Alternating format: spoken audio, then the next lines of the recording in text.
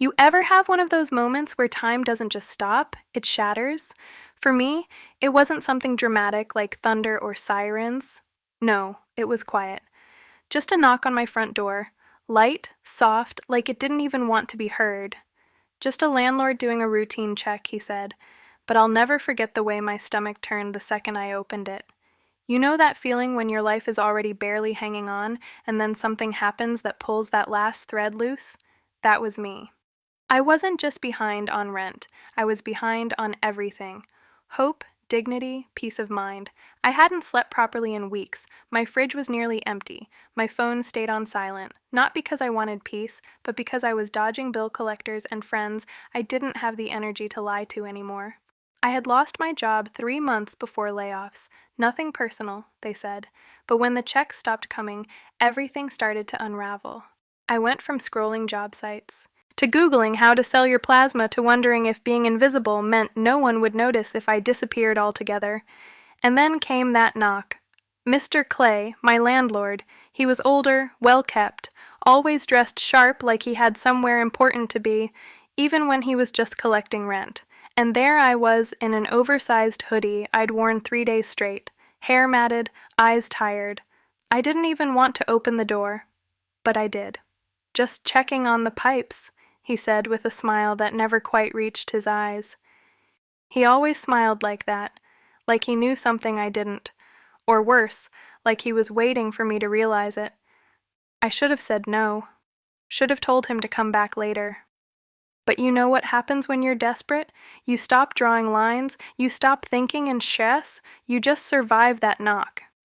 It wasn't just a landlord, it was a signal, a moment that split my life in two before and after, because what happened next, I never imagined I'd be the kind of woman with that kind of story. But here I am, and I'm telling it now, not for sympathy, not for judgment, but because maybe, just maybe, someone out there is drowning too, and maybe this story helps them breathe again. If you've ever made a choice you swore you never would, if you've ever looked in the mirror and barely recognized yourself, then stay, listen, feel it all with me. Subscribe to Heartfelt Tales Unfold, where silence becomes story and the things we're too afraid to say out loud finally get heard. You're not alone. Let's begin. My name's Nina. I'm 27, and lately I've been feeling like I'm 87, tired in places I didn't even know could hurt, tired of pretending I'm okay, tired of holding myself together with duct tape and denial. I live alone in a one-bedroom apartment on the top floor of an old building that used to be full of families. Now it's mostly quiet. 2. Quiet. The kind of quiet that makes you think loud thoughts. The walls are thin here. You can hear couples arguing through the vents, babies crying through the pipes, but in my unit, it's just silence. Echoes of what used to be dreams. I guess I moved here right after college. Thought it would be temporary. Thought life would pick up faster than it did. I had a marketing job back then. Nothing fancy, but steady. Then layoffs hit like a wrecking ball through my plans. It's been 3 months since I got that we regret to inform you email. I read it 5 times before it even sank in. Since then, every day has been a balancing act between panic and pretending, smiling when I text my mom, laughing at memes while skipping meals, filling out job applications like they're lottery tickets. Shame has a smell, you know. It smells like old leftovers and sweat on clothes you've worn too long. It sticks to you, makes you feel small.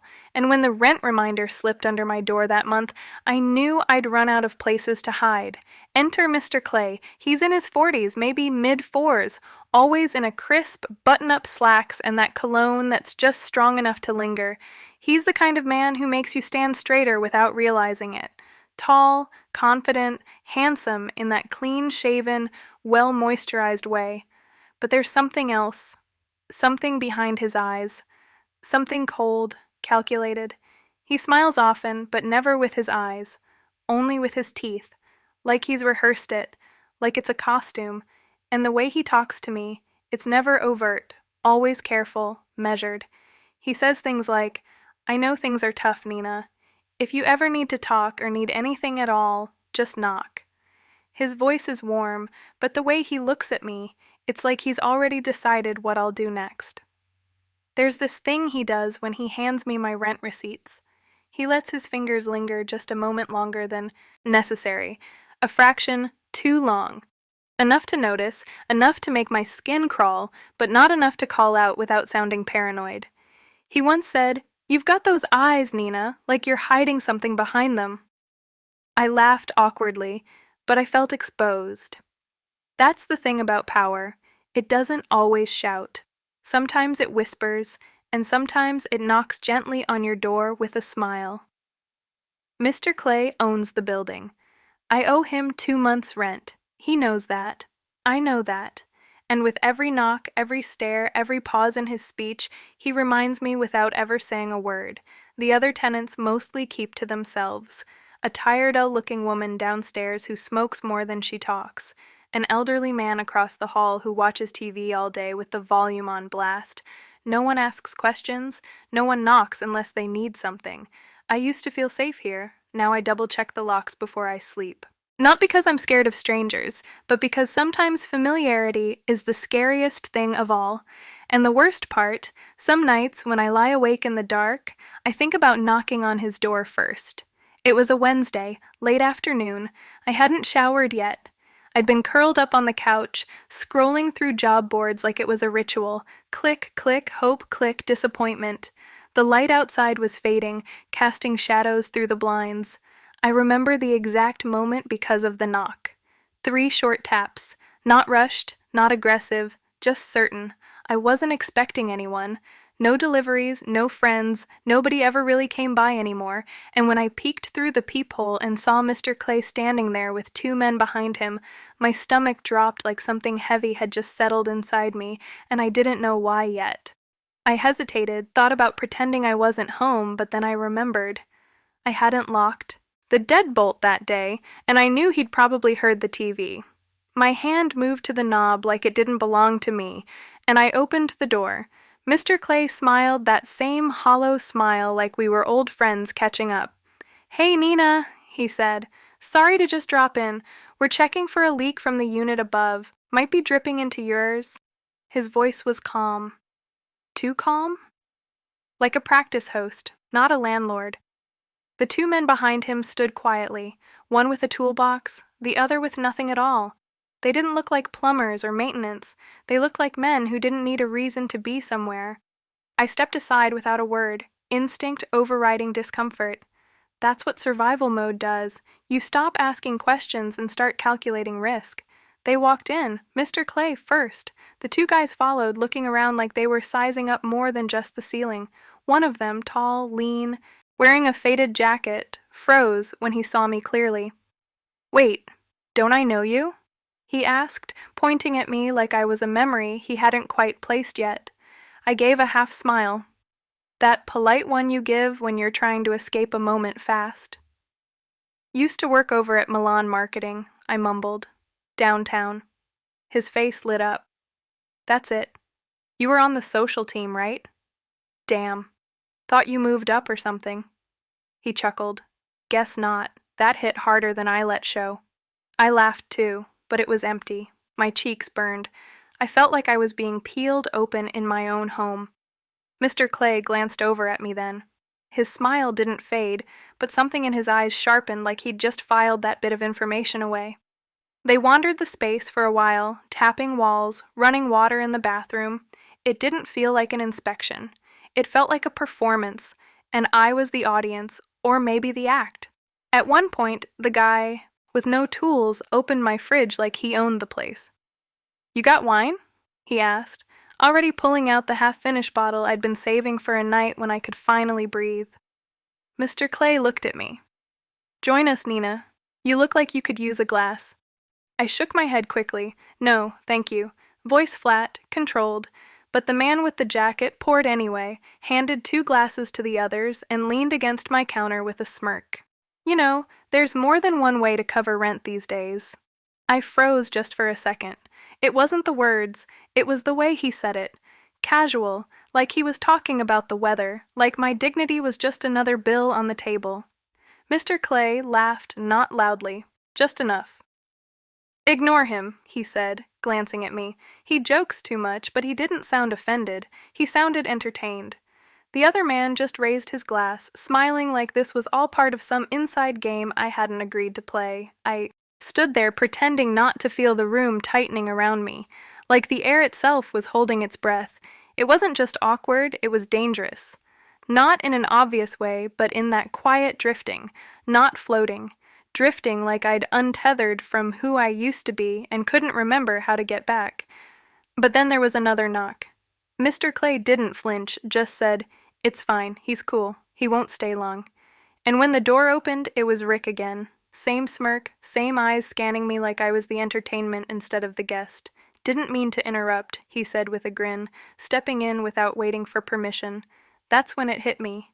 This wasn't dinner, this was a performance, a setup, and I was the show. I wanted to leave, I wanted to scream, but I just stood there wrapped in candlelight and confusion. I felt something twist in my chest. Fear, yes, but not just fear. It was anger too. At them, at myself, at the hunger inside me. I couldn't seem to kill. Because even in that moment with the pressure building and the air too thick to breathe, a part of me still wanted to be wanted. Still clung to the idea that maybe, just maybe, this could be something else. Something that didn't end with regret. But it didn't feel like that. Not anymore. The room spun slower after that. Or maybe it just felt that way because my mind had already left. I barely remember the rest. The drinks, the music, the hands that didn't ask but didn't need to. The look in Mr. Clay's eyes when he watched me give in like he was checking off a box. I don't need to describe what happened next. Some things don't need words. You can just feel them in your bones, in your silence. The next morning I woke up alone, wrapped in a silk robe I didn't own. The room still smelled like perfume, and champagne, and shame. My hand trembled as I clutched the fabric against my skin. Not because I was cold, because something in me broke that night, but something else awoke. And that part of me, the one that stepped out into the early morning light with rent money in her purse, and her reflection splintered into too many pieces to count. She wasn't the same Nana anymore. The change wasn't loud. It didn't happen all at once. It crept in like smoke. Slow, quiet, impossible to ignore once it settled in your lungs. I started walking differently, shoulders up, chin a little higher. Not because I felt proud, but because I had to. Because shame feels heavier when it hangs off a bent spine. I started dressing differently too. Tighter clothes, bolder colors. Not because I liked the attention, but because I needed to convince myself I was choosing this, that I still had some kind of control. The neighbors noticed. Mrs. Alvarez, the older woman 2 doors down, started looking at me with something between sadness and disgust, like she knew but didn't want to know, like she'd seen this before in someone else. Maybe in herself Mr. Clay started showing up more. Texts, calls, sudden drop by. He'd knock with that same easy rhythm, always with that smile that no longer looked charming. It looked like ownership. "You good?" he'd say. "Need anything?" And every time I tried to pull back to create space, he'd lean in just enough and say it, "You owe me, remember?" And yeah, I remembered. Rick and the others didn't stop coming either. They didn't always visit me directly, but their presence lingered, passing by in the halls, holding stares too long, laughing a little louder when I walked by. My phone never stopped buzzing. At first I thought it was just Mr. Clay. Then I started seeing new numbers, unknown contacts, messages that didn't ask. They instructed. "You available Thursday night?" Clay said you were good company.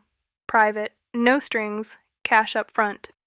I'd never signed up for anything, never made any promises, but somehow my silence had been taken as consent. One night, I opened my banking app, just to transfer money to buy groceries. I stared at the balance for a long time, not because it was low, but because it wasn't. It had grown quietly, steadily, line by line. Deposits labeled as gifts, consultations, loans. Each one felt like a bruise I couldn't see, but could feel. I deleted the app. I didn't want to look anymore, didn't want to keep counting the cost of what I'd become. The worst part wasn't the money, It wasn't the whispers. It wasn't even the men who acted like I was something they could rent by the hour. It was the feeling of being hollow, like I was walking around with a body that no longer belonged to me. Like every smile I gave was someone else's idea, like I had become a space people passed through and left things behind, things I couldn't scrub out. I used to think there were clear lines. You know, good people, bad people, victims, villains. I used to believe I could spot them from across the room, that I'd always be on the right side of that divide. But what happens when you're all of them at once? What happens when you do things you swore you'd never do? Things that used to make you shake your head at other women, thinking I'd never be her. And then one day, you are. I remember one Sunday morning, I woke up before the sun. No calls, no texts, just silence. I got dressed in something soft, something simple, and I went to church. It was the same church I used to pass every week on my way to work back when I believed in mornings and futures. The sanctuary smelled like old wood and whispers. The pews were half full. Everyone was dressed in quiet colors. A hymn played low from the speakers. I sat, in the back, head down, palms resting on my knees, like I didn't know what to do with them. The pastor began to speak something about redemption, about starting over, about being washed clean. I wanted to believe him. God, I wanted to. But halfway through, something inside me cracked. I stood up quietly, left my coat behind, walked out into the street like it was the only place I still knew how to breathe. That afternoon, I sat at my kitchen table with a blank sheet of paper in front of me. I was going to write to her, to the version of me that used to laugh without thinking, who wore yellow just because it was sunny, who believed love would be gentle and that kindness was enough to be chosen. I wrote 3 lines before I started crying. You don't deserve what's coming, but you'll survive it anyway. Then I ripped it up tiny, jagged pieces, like somehow destroying the letter would also destroy the shame.